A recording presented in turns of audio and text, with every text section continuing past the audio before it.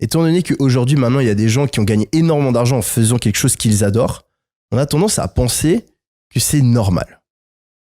L'écrasante majorité des gens qui lancent des business font quelque chose qu'ils n'aiment pas.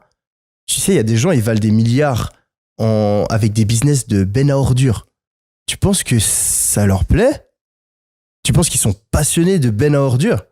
L'écrasante majorité des gens, ils ont des business avec des produits qui ne les passionnent pas particulièrement et ils font des choses dans leur vie de tous les jours qu'ils ne kiffent pas. Donc, après, c'est à toi de choisir. Mais pour moi, par défaut, quand tu travailles, tu fais quelque chose que tu n'aimes pas. Par défaut, quand tu lances un business, il y a énormément de choses que tu n'aimes pas. Et c'est utopique de penser que ça doit fournir du plaisir. T'as de la chance si ça te fournit du plaisir.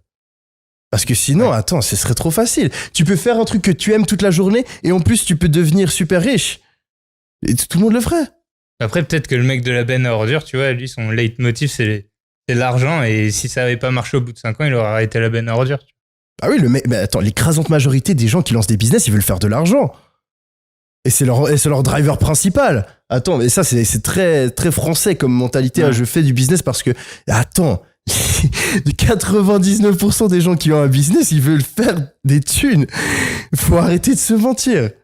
Faut arrêter de se mentir. Alors certes, peut-être qu'ils veulent pas s'acheter des Rolex et flamber, mais ils aiment le fait de réussir à générer plus d'argent. Peut-être que c'est juste un challenge par rapport à eux-mêmes, une sorte de compétition, une envie de s'accomplir, etc. Peut-être que c'est pas directement par rapport, au fait de s'acheter des choses ostentatoires ou je ne sais quoi, mais les gens qui ont des business, ils ont un amour de l'argent et du cash qui est indéniable. Je suis assez d'accord avec toi et je pense que le truc qui revient et que moi j'ai mis beaucoup de temps à comprendre, c'est l'idée de se faire violence. T'as un truc, ça te fait chier. Et tu vois, je le sens bien parce que, genre, typiquement la partie sales, tu vois, c'est vraiment un truc que j'ai voulu éviter très longtemps, tu vois, dans le business parce que je me disais, je suis pas bon, etc., ça m'intéresse pas.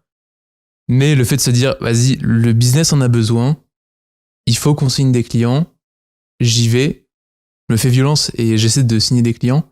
Et ben en fin de compte, ce truc-là, à posteriori, je me dis, c'est une très bonne chose. Et je suis très content, tu vois, d'avoir fait un truc qui de base me plaisait pas pour justement. Et c'est un avantage concurrentiel, et t'en parlais juste avant.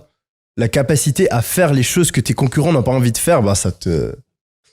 C'est un hack. C'est vrai que t'as parlé de flemme, et il y a beaucoup de trucs, on a la flemme de les faire, mais on n'ose pas admettre que c'est la flemme qui nous retient, tu vois. Tu sous-estimes la capacité du cerveau humain à se mentir à soi-même. C'est impressionnant. Regarde un truc tout con. Moi, c'est un jeu que je fais avec moi. Je prévois ma journée du lendemain. Et tu sais, à chaque fois le lendemain, je me dis, tu sais, je vais faire ça, ça, ça et ça. Ouais, j'ai le temps, ouais, non, ça va être ouf.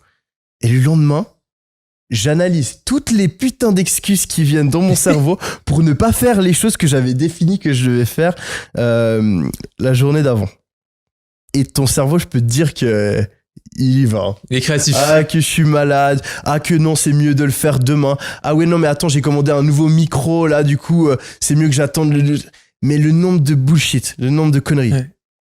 Et donc, faut faire super gaffe à ça. C'est pour ça que moi, je pars du principe que quand t'as pas envie de faire quelque chose, en général, je pars du principe que c'est de la flemme. Et ensuite, après, faut venir me convaincre qu'il y a une bonne raison